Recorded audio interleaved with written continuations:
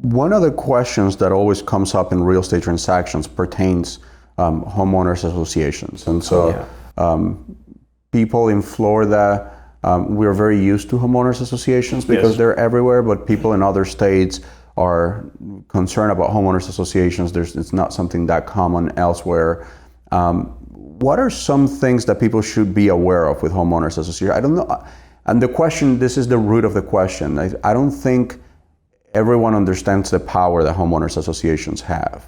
And I'm not a lawyer, so I can't really speak to it with any credibility, but you can. Yeah, and we do represent a couple of homeowners associations, and we've represented homeowners against homeowners associations. Homeowners associations in Florida, they do have a lot of power, and you're right. There's a lot more homeowners associations here than in other states, and they function differently than other states. So folks come in from other states, and they think I had a house in another state, and we had a homeowner association. I know what's going on here, but Florida is a little bit different.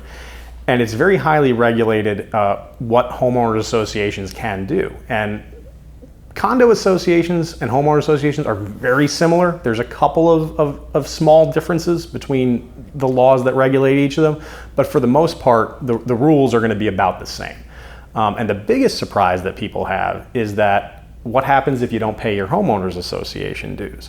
And the answer is, well, the homeowner association can foreclose the property. So if you don't pay your homeowners association, you could own a $500,000 house and owe your homeowners association $2,000 or even $500, and they could come in and file a foreclosure action against you. Now, there's certain warnings they have to send you ahead of time to let you know, hey, you owe us some money, we'd appreciate it if you pay us. If you don't, we're going to put a lien on the property. But they're serious. But they're serious. When you get that letter, that's the first step of them filing a foreclosure action. And I can tell you that first letter, things aren't looking too bad. If you've only missed a month or two or maybe a quarter or two of your dues, you call whoever their attorney is, hey, or even their property manager, sometimes they'll send these letters out. They're more of a form letter, kind of dictated by statute. Hey, we'll get you paid, let us know what the dollar amount is, and that'll be the end of it. It's pretty quick and easy and relatively inexpensive at that point, right?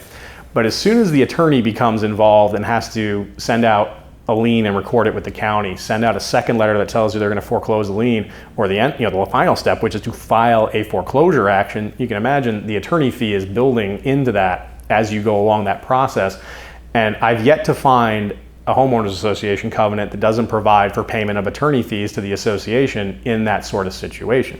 So now you're paying the association, you're paying their attorney, and you've got this lien that's got to get cleared off title to your house before you've really kind of cleaned up the mess. And it can get expensive really quick once it goes into foreclosure. And does this also apply to fines? So like if your homeowners association sends you a fine because your flower bed is dead. Right, now fines is where homeowners and condos kind of diverge a little bit, but it's kind of the same process to a point. So when you violate your homeowners association's rules, you're probably going to get a letter at least once from a property manager, from maybe the board themselves, saying, hey, you've got some flowers in front of your house, they're all dead, we'd like you to take them out and put in new ones so that it looks in line with the standards of the community.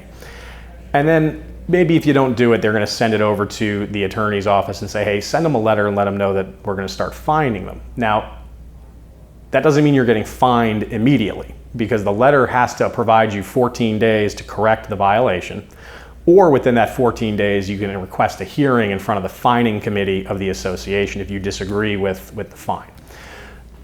If you don't respond, or if you don't fix the violation, or if you don't request that hearing, on the 15th day, fines are going to start.